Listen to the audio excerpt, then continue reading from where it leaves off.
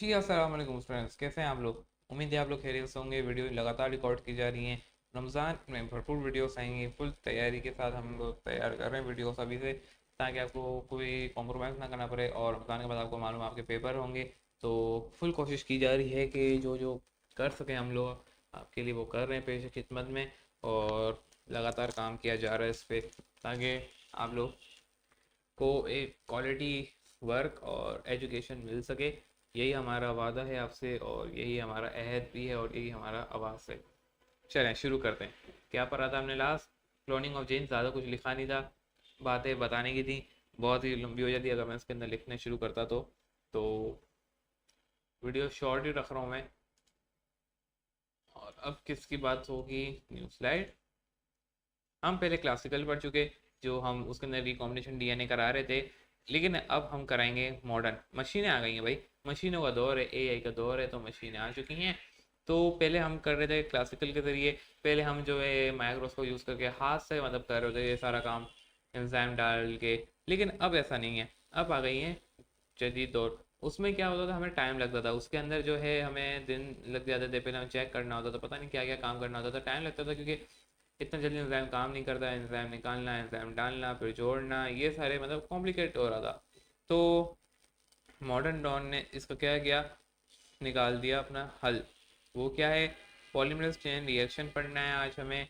Polymerase chain reaction की heading डालते हैं सबसे पहले।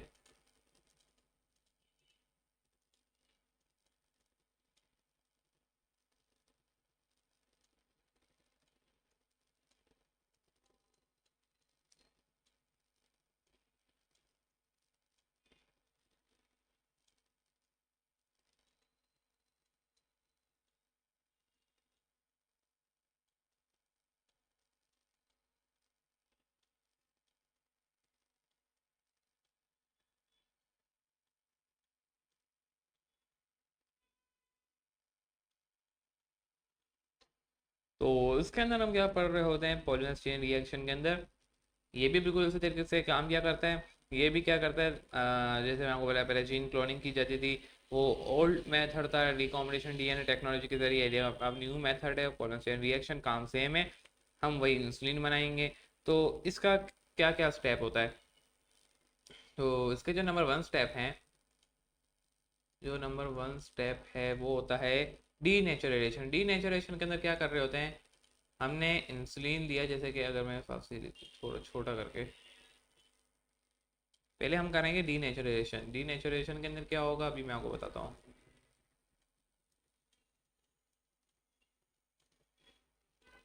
देखो ये वीडियो बहुत ही मेहनत से बन रही है, शेयर ज़रूर कर दो। देखो शेयर करोगे किसी और का फ़ायदा हो जाएगा, अपना नहीं सही तो किसी और का फ़ायदा कर लो, दुआ मिल जाएगी, सीधी बात है। तो डी नेचुरलाइजेशन के अंदर क्या हो रहा होता है बच्चों? डी नेचुरलाइजेशन के अंदर हम सबसे पहले करते हैं क्या, इस प्रोसेस के अंदर जो पी आर सी आप पढ़ रहे हो, सॉरी पी आर सी नहीं, पी सी आर जो आप पढ़ रहे हो, पॉलीमरेज चेन रिएक्शन का जो फुल शॉर्ट फॉर्म है वो है पी सी आर। उसके अंदर सबसे पहले डी नेचुरलाइजेशन की जाती है। किसकी? हमने जैसे कि इंसुलिन उठाया। इंसुलिन क्या है? प्रोटीन नेचर है, और सॉरी मतलब हार्मोन है। इंसुलिन क्या है? एक हार्मोन है जो कि प्रोटीन नेचर है। प्रोटीन के अंदर क्या होता है? अमाइनो एसिड्स होते हैं, और वो डीएनए की शक्ल में होता है। तो हमने डीएनए को सबसे पहले ना अलग करवाया। अलग किस तरीके से करवाया? हमने मतलब छोटा सा पार्ट हमें निकालना था इंसुलिन का, तो हमने डीएनए देखा उसका, क्योंकि वो पूरा डीएनए कोडिंग हो रही होती है, क्योंकि सिर्फ इंसुलिन काम करके उसके अंदर पूरी कोडिंग हुई भी होती है। हम पहले भी बात कर चुके हैं इसके ऊपर। तो उसके अंदर हमने क्या किया कि डीएनए को देखा। डीएनए आपको मालूम होगा कि किस तरीके का होता है, इस तरीके से डबल स्ट्रैंड होता है। इस तरीके से होता है ना बच्चों। तो हमने क्या किया, इसको अलग करवाया। जैसे यहाँ से ये अलग हो रहा है ना, इस तरीके से हमने इसको डीनेचर करा दिया, अलग करा दिया। इसके अंदर कितने टेम्परेचर पे? एक हाई टेम्परेचर पहले दिया। हमने क्या किया, इसको टेम्परेचर दिया 94 से लेके 98 के दरमियान। पहले इसको हाई टेम्परेचर दिया। जिससे क्या हुआ, दो डीएनए के स्ट्रैंड थे जो कि एक दूसरे कोलाइड थे, वो अलग हो गए। जब वो अलग हो गए तो हमने क्या किया, वेक्टर ऐड कर दिया। वेक्टर कौन सा था? वही प्लाज्मिड।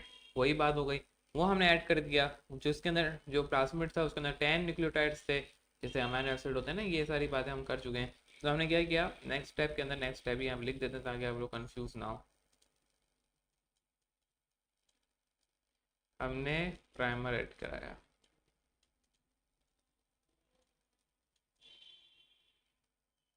प्राइमर ऐड करवाया, प्राइमर ऐड कराया, कौन सा था वो, प्लाज्मिड था, वो उसके साथ जुड़ गया। फिर इसके बाद क्या हुई, हमने जो है पॉलीमराइजेशन करवाई, फिर हमने टेम्परेचर को इतना रखा, 72 सेल्सियस पे ले गए, नॉर्मल करवाया, ताकि जो है वो अपना काम कर सके, अपने को डुप्लीकेट सके। हमने वही सारे इन्वायरमेंट दिया जो उसको चाहिए था, हमने इन्वायरमेंट दिया। इन्वायरमेंट देने के बाद यहाँ पे लिखता रहता हूँ साथ में, ताकि कंफ्यूज ना हो। ये पेज नंबर 364 पे मौजूद है पूरी। और फिर इसके बाद जो है हमने पॉलीमराइजेशन करवाई, जब प्राइमर ऐड हो गया। पॉलीमराइजेशन किस तरीके से होती है, नॉर्मल टेम्परेचर किया, इन्वायरमेंट प्रोवाइड किया जिसमें वो ग्रो कर सके, ग्रो करवाया। फिर हमने उसको जो है अभी जो है उसके अंदर हम क्या करते थे, जब वो हमने एक वेक्टर बना लेते थे, फिर हम उसको ह्यूमन के अंदर इंसर्ट कर देते थे। नहीं, हमने ये नहीं किया स्टेप। हमने फिर क्या किया, हमने फिर इसको रिपीट करवाई साइकिल को इसी तरीके की, हमने और रिपीट कराई, और रिपीट करने के पे हमने रिपीट साइकिल पे हमने तकरीबन 30 से 40 इंसुलिन और बना ली। क्यों भाई, हम चाहते तो डायरेक्ट डाल सकते थे, क्यों नहीं डाला, कोई बता सकता है इसकी वजह क्या है? डायरेक्ट कमेंट करना डाल सकते थे, नहीं। यहाँ पे जो है देखो, वो जो स्टेप था ना, वो वाला जो आपका पहला स्टेप था, जो हमने जिस तरीके से हमने कौन सा पढ़ा था, classical modern DNA recombination technology को हमने पढ़ा था। वो हमें मालूम था कि वो रिजल्ट 100% आएगा। उसके अंदर हमें ये सारी बातें मालूम थी कि जो हम रिजल्ट चाह रहे हैं वो 100% ही निकलेगा। लेकिन क्यों 100% निकलेगा, हमने उसमें बहुत टाइम लगाया है। उसके अंदर मजीद रिसर्च हुई कि अगर एक दफ़ा एक्सपेरिमेंट फेल हुआ, हमने दोबारा किया, तीसरी दफ़ा किया, बहुत टाइमों के बाद हमने जो है उसके अंदर काफ़ी टाइम लगाने के बाद हमने हमें मालूम था कि अब हम 5-6 दफ़ा उसने एक्सपेरिमेंट कर चुके हैं, अब हमें मालूम कन्फर्म रिजल्ट आएगा। सही है, तो मालूम था हमें। लेकिन जो इसके अंदर है ना, ये हमने डायरेक्ट किया। अब हमें नहीं मालूम कि ये तो एक मशीन है, ये क्या रिजल्ट देगी हमें नहीं मालूम। क्या ये फेल होगा, कंफर्म होगा, नहीं होगा, हम डायरेक्ट ह्यूमन को ये नहीं दे सकते, क्योंकि हमारे सामने नहीं होने, सारा काम मशीन में हो रहा होता है। तो फिर हमने क्या किया, वो इसी में, या तो मैं कंटिन्यू कर लेता हूँ वैसे। फिर हमने उसकी आइसोलेशन करवाई। अगर मैं यहाँ से पेज खोलूँ आपका, विगेसिंग दिया हुआ है। हम्म, देखना पड़ेगा, है तो यहीं कहीं आपके। जी, तो आप जो है 371 पेज पे आ जाओ आप। 371 पेज पे आ जाओ, जिसके अंदर देखो वही सारी बातें यहाँ पे लिखी हुई होंगी, अगर आप देखो तो मैकेनिज्म डीएनए एनालिसिस का, कलेक्शन डीएनए सैंपल किया, ये सारी वही बातें जो पहले अभी हम कर रहे हैं इसमें पीसीआर में। तो डीनेचुरेशन होती है, यही किया हमने।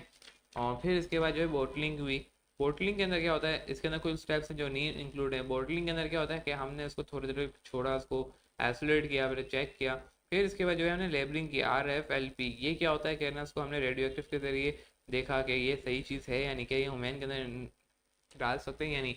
यानी पहले हमने उसकी जो है एक डायरेक्ट हमने ह्यूमन को नहीं दिया, पहले हमने कोई और जानदार को उठाया, कोई और ऐसा चीज़ उठाई जिसके अंदर पेनक्रियास हो, वो भी सेम काम करता हो, हमने डायरेक्ट ह्यूमन को नहीं दिया ये काम। तो हमने क्या किया, RFLP किया किसी और होस्ट के जरिए। एक दफ़ा हमने ह्यूमन को नहीं लिया डायरेक्ट, क्योंकि हमें मालूम था कि शायद कोई चेंजेस हो। तो हमने RFLP करवाई किसी और होस्ट के ज़रिए। फिर वहाँ पे हमने इसके अंदर रेडियो एक्टिव आइसोटोप्स डाले, हमने देखा कि क्या ये काम किस तरीके से कर रहा है। और उसकी जो बेस्ट मिसाल है, आप गूगल पे जाओ, सर्च करो, एक ऐसी फिश है जो कि ट्रांसपेरेंट है। वो फिश के अंदर हमने इंसुलिन को डाला, और वहाँ पे जो है उसके अंदर पूरी चेकिंग हुई है कि RFLP जो है वहीं पे हुई है उस फिश के अंदर। फिर इसके बाद हमने जो है ऑटोडायोग्राफी करवाई, मज़ीद हमने इसकी कॉपीज़ बनाई। और फिर इसके बाद हमने ये आर्टिफिशियल इंसुलिन मैन के लिए साबित करार दे दी।